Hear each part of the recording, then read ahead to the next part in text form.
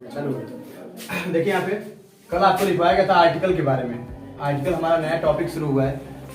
इसमें क्या बताया गया था आपको? Basically articles are determiners that comes before any noun और प्रोनाउन। ठीक है, it tells the position of any noun. Article क्या करता है? तो आर्टिकल किसी भी नाउन या प्रोनाउन से पहले प्रयोग किया जाता है। नाउन या प्रोनाउन से पहले प्रयोग होता है। अब जरा बताइए कि कितने लोग मुझे ये बताएंगे कि नाउन और प्रोनाउन क्या होता है? क्योंकि नाउन और प्रोनाउन आपको पहले ही पढ़ाया गया है। ठीक है, नाउन का मतलब ये होता है कि संसार की जितनी भी चीजें हैं, the things of the whole universe is a noun. यानी कि संसार की जितनी भी चीज है उस सबको हम क्या बोलते हैं? नाउन बोलते हैं। और इस नाउन की जगह पर जो चीजें प्रयोग की जाती हैं उनको हम क्या बोलते हैं? प्रोनाउन बोलते हैं। क्या बोलते हैं? प्रोनाउन। तो नाउन और प्रोनाउन की जो पोजीशन बताता है, कि जो स्थिति बताता है, वो होता है क्या? आर्टिकल। अर्थात आप ये सोचिए कि किसी भी नाउन और किसी भी प्रोनाउन से पहले आकर के उसकी स्थिति या उसका पोजीशन बताने वाला जो वर्ड होता है वो क्या होता है? आर्टिकल होता है। क्या होता है? आर्टिकल होता है। अब आपको बताया गया है कि नो नाउन बराबर नो आर्टिकल। अर्थात यदि किसी सेंटेंस में कोई नाउन नहीं आया हुआ है तो उस सेंटेंस में कोई आर्टिकल भी नहीं आएगा। अर्थात अगर नाउन आएगा तो आर्टिकल का आना कंपल्सरी है। अब यहां पर लिखा हुआ है कि the number of article in a sentence, the number of article in a sentence का मतलब होता है एक सेंटेंस में जितने आर्टिकल आए होते हैं, ठीक है, उस सेंटेंस में उतने ही नाउन भी आने चाहिए। मतलब एक सेंटेंस में अगर 3 गो आर्टिकल आया हुआ है तो 3 नाउन भी आने चाहिए। अब एक बात और यहां पर क्लियर कर लीजिए कि एक सेंटेंस में जितनी बार जितनी बार आर्टिकल आता है उसके बाद उतनी बार नाउन भी आता है। यानी कि जितनी बार आप आर्टिकल का प्रयोग करेंगे उतनी बार आप नाउन का भी प्रयोग करेंगे। लेकिन ये कोई जरूरी नहीं है कि नाउन आएगा तो आर्टिकल भी आएगा। ध्यान से समझिए कि अगर आर्टिकल आप लिख रहे हैं तो आर्टिकल मेनली कितने प्रकार का होता है? 2 प्रकार का होता है। और चूंकि ए एन द को ही हम क्या बोलते हैं? आर्टिकल बोलते हैं। तो ए एन और द अगर आर्टिकल है तो इन्हीं में थी, इनको ही क्या कहा जाता है? जब अगर इनको प्रयोग किया जाएगा, ए एन और द लिखा जाएगा तो इनके बाद एक नाउन का आना क्या है? कंपल्सरी है। समझ रहा है? लेकिन अगर नाउन आ जाता है तो उसके बाद या उसके पहले हम प्रीपोजिशन आर्टिकल लगाएं, ये कोई जरूरी नहीं है। समझ रहा है? जैसे अगर हम लिखते हैं कि राम, तो हमने यहां पर आर्टिकल लगाया? नहीं लगाया ना, तो हमने नाउन लिखा। मतलब आप नाउन लिखेंगे तो आर्टिकल का आना जरूरी हो ना हो, ठीक है, आप लगा भी सकते हैं, नहीं भी लगा सकते हैं। लेकिन अगर आपने ए लिखा, अगर आपने एन लिखा, अगर आपने द लिखा, तो ये आर्टिकल है ना, तो इनके बाद आप इस जगह पर कोई ना कोई नाउन लिखेंगे ही लिखेंगे। अगर नाउन नहीं लिखते हैं तो वो सेंटेंस करेक्ट नहीं माना जाएगा। मतलब आर्टिकल आएगा तो उसके बाद नाउन का आना कंपल्सरी है। ठीक है, चलिए अब हम देखते हैं थोड़ा सा आगे कि आर्टिकल 2 प्रकार का होता है। कितने प्रकार का होता है? 2 प्रकार का होता है। एक को हम बोलते हैं इनडिफिनिट आर्टिकल और दूसरे को बोलते हैं क्या? Definite article. क्या बोलते हैं? Definite article. अब इनडिफिनिट आर्टिकल में ए और एन आता है, वहीं डिफिनिट आर्टिकल में हम किसका प्रयोग करते हैं? द का प्रयोग करते हैं। इनडिफिनिट आर्टिकल में ए और एन आता है और वहीं डिफिनिट आर्टिकल में किसका प्रयोग करते हैं? द का प्रयोग किया जाता है। अब ध्यान से सुनिए कि इनडिफिनिट आर्टिकल अपरिचित लोगों के साथ प्रयोग किया जाता है। यानी कि उन चीजों के साथ हम इंडिफिनिट आर्टिकल लगाते हैं जिसे हम जानते नहीं है। समझ रहा है? जैसे अगर हम कहेंगे कि आई सा, जैसे मान लो हम कहते हैं कि आई सा एन एप्पल, मैंने एक सेव देखा। ठीक है, मैंने क्या देखा? एक सेव देखा। अब ये सेव को आप पहले से नहीं जानते हैं, लेकिन अगर हम कहेंगे ना कि आई सा द एप्पल, ठीक है, इसका मतलब ये जो सेव है इसको आप पहले से जानते हैं। समझ रहे? आई सा द बॉय, मैं उस लड़के को जानता हूं। I saw the boy who has stolen my purse, मैं उस लड़के को जानता हूं जिसने मेरा पर्स चुराया। तो जिस नाउन को हम पहले से जानते हैं उसके पहले हम डिफिनिट आर्टिकल द का प्रयोग करते हैं, और जिस नाउन को हम पहले से नहीं जानते हैं उसके लिए हम क्या प्रयोग करते हैं? ए और एन लगाते हैं। अब थोड़ा सा इसको एक एग्जांपल के माध्यम से और हम समझ लेते हैं। जैसे कि क्या होता है कि जरा सोचिए कि अगर हम क्या करेंगे, इसको लिखना तो है नहीं आप लोग को। चलिए अब एक चीज हम देखते हैं कि अगर हम यहां पर देखेंगे कि आई सा अ स्नैक, आई सा अ स्नैक, मैंने एक सांप देखा। और फिर यहां पर लिखा कि a snack was entering, entering in my class, जरा सोचिए इसका क्या मतलब हुआ।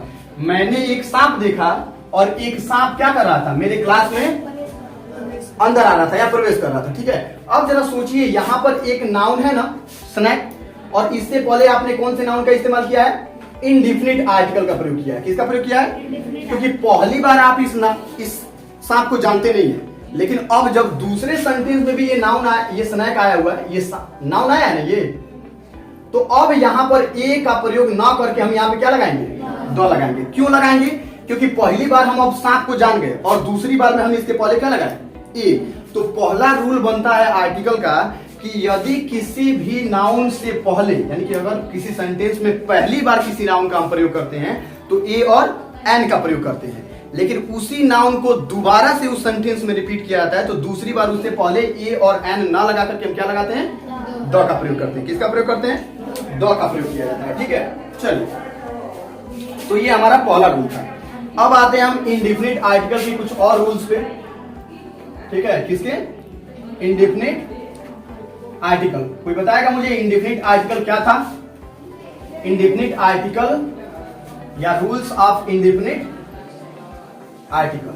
तो इसमें पहला रूल्स आपको क्या लिखवाया गया था, लिखवाया गया था कि यदि किसी भी सेंटेंस में एक आर्टिकल आएगा, यानी एक आर्टिकल आएगा तो उसके बाद क्या होगा, एक नाउन आएगा। अर्थात यदि किसी सेंटेंस में कोई आर्टिकल आया तो उस सेंटेंस में एक नाउन का आना क्या है, कंपलसरी है। ठीक ना, क्या है, कंपलसरी है, यानी कि आर्टिकल आएगा तो नाउन आएगा।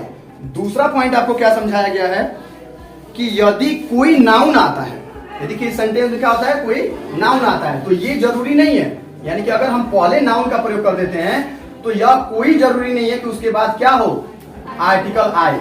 मतलब हम नाउन पहले लगाएंगे तो उसके पहले आर्टिकल लगा भी सकते हैं और नहीं भी लगा सकते हैं। ठीक है, तो हमें क्या देखना है, आर्टिकल मेनली देखना है कि आर्टिकल आया है तो नाउन आएगा, लेकिन नाउन आया है तो आर्टिकल आएगा कि नहीं आएगा ये कंपलसरी नहीं है। क्लियर ना। चलिए, इसके बाद से आता है कि तीसरा जो बताया गया था आपको, आर्टिकल का प्रयोग, आर्टिकल का जो यूज होता है कभी भी अनकाउंटेबल नाउन के साथ नहीं होता है, अनकाउंटेबल नाउन के साथ। यानी आर्टिकल में क्या क्या चीजें थी, ए, एन और द था, और ये कभी भी किसके पहले नहीं लगते हैं, अनकाउंटेबल नाउन के पहले। और अनकाउंटेबल नाउन में क्या क्या चीजें आती हैं, एक तो आता है मटेरियल नाउन और एक आता है अब्स्ट्रैक्ट नाउन। अर्थात आप ये कह सकते हैं कि संसार में जितनी भी चीजें हैं जो मटेरियल नाउन के अंतर्गत आती हैं या किसके अंतर्गत आती हैं, अब्स्ट्रैक्ट नाउन के अंतर्गत आती है, इन्हीं चीजों को हम अनकाउंटेबल नाउन कहते हैं। अच्छा, अनकाउंटेबल नाउन का मतलब मैं पहले भी आपको पढ़ाया हूं, और अनकाउंटेबल नाउन का मतलब होता है कि ऐसी चीजें जिसको हम गिन नहीं सकते हैं। क्या नहीं कर सकते हैं, गिन नहीं सकते हैं। तो न गिनी वाली जिन चीजों को हम गिन नहीं सकते हैं वो हमेशा किस नाउन में रहती है, किस नंबर में रहती है दोस्तों, किस नंबर में रहती है, सिंगुलर नंबर में रहती है। किस में रहती है, सिंगुलर नंबर में रहती है, क्योंकि फ्लो में है निकल जाता है। चलिए, सिंगुलर नंबर में रहती है। और अनकाउंटेबल नाउन हमेशा किस में रहता है, सिंगुलर नंबर में ही रहता है। किस में रहता है, सिंगुलर नंबर में। और अनकाउंटेबल नाउन के साथ हमेशा सिंगुलर हेल्पिंग वर्ब का ही प्रयोग किया जाता है। कौन से वर्ब का, सिंगुलर हेल्पिंग वर्ब का। ठीक है, अब सिंगुलर हेल्पिंग वर्ब में क्या आता है, या तो इज आता है, या तो वाज आता है, या तो हैज आता है, या तो डज आता है। ठीक ना, ये होता है सिंगुलर हेल्पिंग वर्ब। तो आप हमेशा ध्यान रखेंगे कि आर्टिकल का प्रयोग कभी भी अनकाउंटेबल नाउन से पहले नहीं किया जाएगा। ठीक है, इसके बाद से था कि ए और एन को क्या कहा जाता है, इनडिफिनिट आर्टिकल कहा जाता है, और द को क्या कहा जाता है, डिफिनिट आर्टिकल कहा जाता है। क्या कहा जाता है, डिफिनिट आर्टिकल कहा जाता है। जैसे ए और एन का जो होता है इस्तेमाल,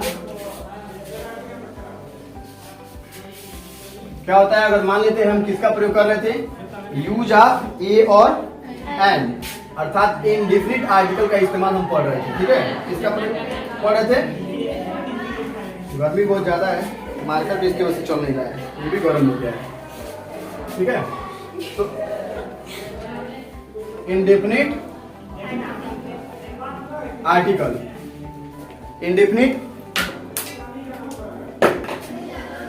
इंडेफिनिट आर्टिकल किसका प्रयोग किया जाता है? ए और एन का। क्योंकि इनका शाब्दिक मतलब जो होता है या तो एक से होता है या तो किससे होता है? कोई। या तो एक या तो कोई। ठीक है ना? थोड़ा जल्दी वो कर। इंडेफिनिट आर्टिकल जो होता है ए होता है या तो क्या होता है? एन होता है, जिसका शाब्दिक मतलब अर्थात हिंदी जो अर्थ होता है वो क्या होता है? या तो एक होता है या तो क्या होता है? कोई होता है। ठीक है। अब इनका पूरा जो इस्तेमाल है, जो पूरा यूज है, वो सिर्फ और सिर्फ किस पर डिपेंड करता है? स्वर पर डिपेंड करता है और व्यंजन पर डिपेंड करता है। चलिए अब हम लोग थोड़ा सा नर्सरी की तरफ बढ़ते हैं। आपने नर्सरी की पढ़ाई की है ना? आपने जरूर नर्सरी में पढ़ा होगा और ABCD पढ़ा होगा, क ख ग पढ़ा होगा, अ से अह तक की चीजें पढ़ी होंगी। स्वर में क्या होता है? हिंदी में स्वर अ से लेकर के अह तक को कहा जाता है। किसको कहा जाता है? अह तक को। लिख दें हम अ आ छोटी बड़ी छोटा बड़ा, ये लिखे ना। तो अ से अह तक की चीजों को हम क्या बोलते हैं? स्वर बोलते हैं। वहीं क से लेकर के ज्ञ तक की जो चीजें होती हैं वो क्या होती हैं? व्यंजन होती हैं। अच्छा, मैं आपको क्या बता रहा हूं, ये नहीं वो ठीक नहीं है। चलिए, तो स्वर जो होता है व्यंजन होता है। व्यंजन में क से लेकर के किससे कहां तक होता है? ज्ञ तक। इनकी संख्या 36 होती है। कितनी होती है? और इनकी संख्या कितनी होती है? 13। अब हम बात करते हैं कि यहाँ ये क्यों हम समझ रहे हैं? ए और एन के प्रयोग में हम स्वर और व्यंजन क्यों जान रहे हैं? तो ए और एन का प्रयोग टोटली डिपेंड करता है प्रोनाउंसिएशन पे। किस पे? प्रोनाउंसिएशन। यानी कि अगर हम वर्ड का उच्चारण कर रहे हैं, क्या कर रहे हैं? उच्चारण। कोई भी वर्ड या कोई भी नाउन अगर पढ़ते समय, क्या करते समय? पढ़ते समय उल्टा खोलो। ठीक है। पढ़ते समय क्या करते हैं? यदि उसका हिंदी अर्थ, ठीक है, उच्चारण करते समय क्या करते समय? ध्यान से सुनिए। अगर किसी भी वर्ड को पढ़ते समय अगर उसका उच्चारण क से लेकर के ज्ञ तक के बीच में आता है, कहां से आता है? क से ज्ञ। यानी उसका पहला जो अक्षर होता है या तो क आता है या तो ख आता है या तो फ आता है या तो ज्ञ आता है। मतलब क से लेकर के ज्ञ तक के किसी भी अक्षर के बीच से आता है तो उसके आगे हम लगाते हैं ए का प्रयोग। क्या करते हैं? ए का प्रयोग करते हैं। ठीक है। लेकिन अगर उसी प्रोनाउंसिएशन में, यानी उसी प्रोनाउंसिएशन का पहला जो उच्चारण अ से अह के बीच में होता है तो उसके आगे हम लगाते हैं एन। जैसे कि अगर एग्जाम्पल के थ्रू देखा जाए तो अगर एग लिखते हैं EGG, क्या लिखते हैं? एग। तो हिंदी में ऐसे लिखेंगे ना, एग ऐसे लिखा जाता है। तो ए किस में आता है? अ से अह के बीच में ना। तो इससे पहले हम क्या प्रयोग करते हैं? एन लगाते हैं। क्या लगाते हैं? एन। अगर मान लो हम लिखेंगे अम्ब्रेला, क्या लिखते हैं? अम्ब्रेला लिखते हैं। अम्ब्रेला मतलब क्या होता है? छाता होता है। तो इसके आगे यू से शुरू हो रहा है ना, लेकिन इसका उच्चारण अ से हो रहा है। तो इसके आगे भी हम क्या लगाएंगे? एन लगाएंगे। अच्छा, अगर अब हम आपसे पूछे कि यूनिवर्सिटी के आगे क्या लगेगा? यूनिवर्सिटी के आगे क्या लगेगा? तो आप क्या बताएंगे? ए लगेगा। क्यों ए लगेगा? क्योंकि भले ही यह किसी वावेल से शुरू हो रहा है लेकिन हमारा उच्चारण क्या दे रहा है? ये यू दे रहा है। क्या दे रहा है? यू। और य किस में आता है? क से य के बीच में आता है। किस में आता है? ठीक है। क से ज्ञ के बीच में आता है यू, इसलिए इसके आगे हमने क्या लगाया? ए लगाया। अब एक चीज जो प्रारंभिक धारणा बनी हुई है बच्चों के मन में, यानी कि आप सभी लोगों के मन में ये जो डाउट्स बना हुआ है कि अगर किसी भी लेटर, किसी भी वर्ड का शुरुआत अगर AEIOU से होता है तो उसके पहले हम एन का प्रयोग करते हैं। क्या करते हैं? AEIOU जो होता है वॉवेल्स होता है इंग्लिश का। अगर इससे कोई लेटर, कोई भी वर्ड शुरू होता है तो इसके आगे हम क्या प्रयोग करते हैं? एन लगाते हैं। लेकिन ये हर जगह सुटेबल नहीं होता है। ठीक है। हर जगह यह परफेक्ट नहीं बैठता है, इसीलिए इसको हम एक्सेप्शन में रख देते हैं। किस में रखते हैं? एक्सेप्शन में रखते हैं। और उस प्रयोग या उस उदाहरण को या उस रूल या उस नियम को बताने के बजाय ये बताया जाता है कि यदि किसी वर्ड या किसी भी नाउन को पढ़ते समय उसका उच्चारण क से ज्ञ के बीच में आता हो तो ए लगाते हैं, और अ से अ के बीच में आता है तो क्या लगाते हैं? एन का प्रयोग करते हैं। क्लियर है ना? कोई डाउट? जैसे कोई भी वर्ड आप पढ़िएगा, बस हाँ ये है कि आपका प्रोनाउंसिएशन क्लियर होना चाहिए, वरना आप तो ऐसे ही तेज हैं इंग्लिश में, है कि नहीं? तो उच्चारण आपका बेहतर होना चाहिए। अगर उच्चारण सही हुआ तो उसके पहले लगने वाला ए और एन क्लियर होगा। अगर उच्चारण गलत होता है तो फिर उसके पहले लगने वाला ए और एन भी गलत हो सकता है। और हमेशा याद रखेंगे कि ए एन द के बाद किसी नाउन का होना अति आवश्यक है। अगर हम किसी नाउन को न लिख करके कोई एडजेक्टिव लिख देते हैं तो उसके पहले ए और एन नहीं लगेगा। अगर एडजेक्टिव लग रहा है तो उस एडजेक्टिव के बाद एक नाउन आना चाहिए तभी जाते हैं। ये जो आर्टिकल पढ़ाया जा रहा था इसमें इंग्लिश वाले सब्जेक्ट में हिंदी क्यों पढ़ा रहे हैं सर? कभी कभी जानते हो क्या होता है, शादी विवाह का माहौल चलता है, उसमें कुछ लोगों को पूरी सब्जी पसंद नहीं होता है, समझ रहे हो, तो दही चूड़ा खिला दिया जाता है। पेट भरने से मतलब होता है ना, कॉन्सेप्ट क्लियर हो जाए वो ज्यादा जरूरी है। हमें ए और एन का प्रयोग कहाँ करना है ये ज्यादा जरूरी है। ये कोई मैटर नहीं करता है कि हम हिंदी में जान रहे हैं कि इंग्लिश में जान रहे हैं, प्रयोग तो आपको ए और एन ही करना है ना, चाहे आप हिंदी में जानिए और चाहे इंग्लिश में जानिए। तो ज्यादा जरूरी क्या होता है, how can we feed our baby ना, हाउ कैन वी नो या how can we understand where should we use a and the, ठीक है, ए एंड एन। सबसे ज्यादा जरूरी होता है कि ए और एन हम कहां प्रयोग करते हैं, ये ना कि हिंदी और अंग्रेजी। ये लैंग्वेज का फर्क बता देता है, समझ में? लैंग्वेज अपने अपने स्तर पे होता है। जब आप प्रयोग करने जाएंगे ना तो क नहीं देगा, वो क्या देगा, ए और एन देगा, वो इंग्लिश ही देगा। बशर्ते आपके माइंड का कॉन्सेप्ट ये होना चाहिए कि किसी भी वर्ड के पहले अक्षर का अगर प्रोनाउंसिएशन हम कर रहे हैं तो पहला अक्षर अगर क से ज्ञ के बीच का आता है, यानी कौवा से लेकर के ज्ञानी ग तक के बीच का आता है, तो उसके आगे हम क्या लगाते हैं, ए लगाते हैं। और अगर अ से लेकर के अह तक के बीच का आता है तो उससे पहले हम